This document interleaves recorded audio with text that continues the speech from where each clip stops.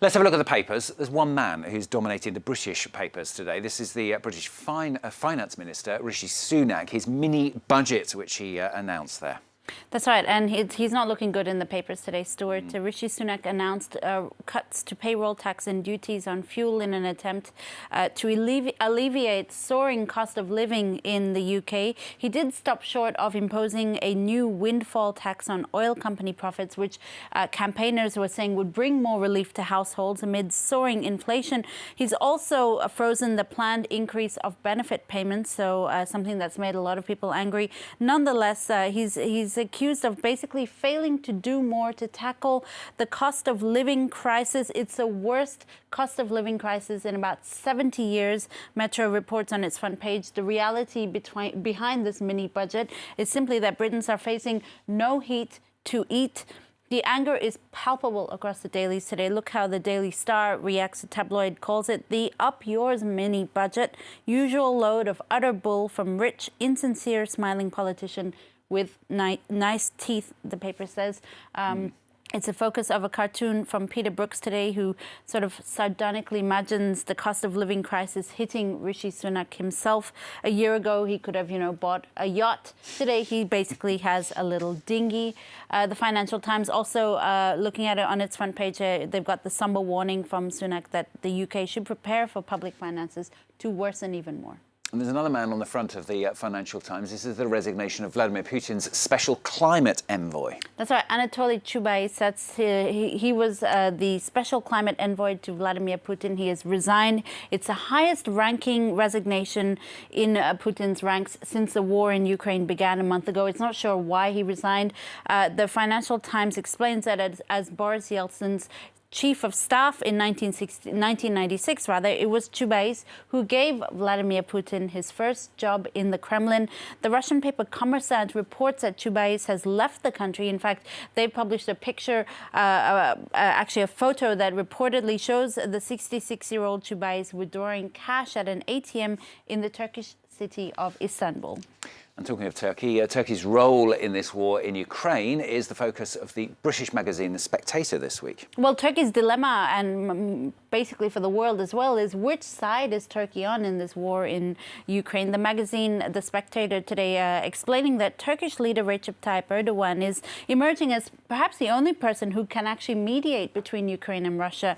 Turkey and Russia have several partnerships together: gas, tourism, oil. They've also got many differences dating back to the war in Crimea and also the war in Syria. In fact, Turkey signed a free trade agreement with Ukraine just before the invasion in Ukraine. And Turkey finds itself in a very strange position. It needs Europe. It also needs Putin. And that ambivalent stance certainly reflects that. But basically, the Spectator says it could also help in this situation. And indeed, Turkey will be a very important talking point at the NATO summit in Brussels this week.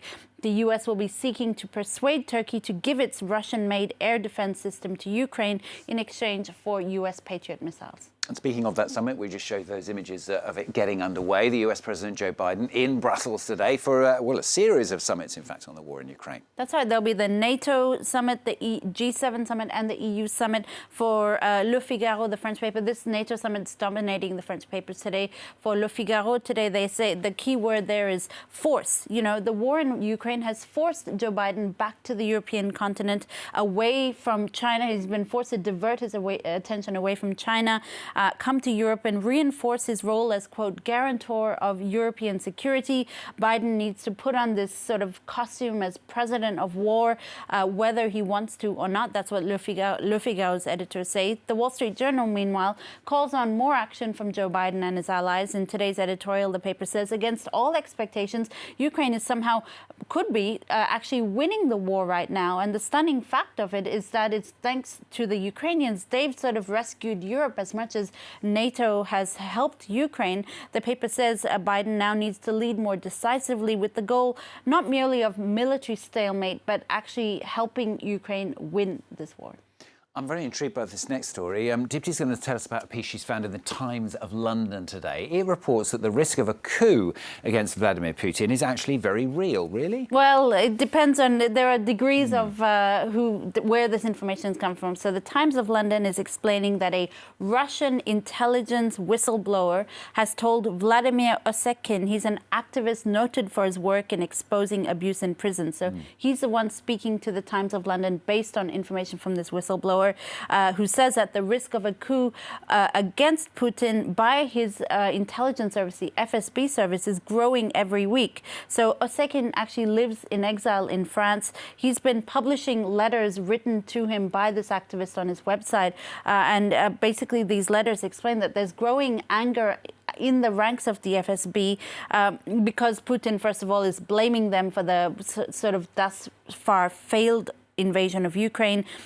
There's also a lot of frustration among the FSB officials because they're used to sort of a high roller life that has been cut short by sanctions.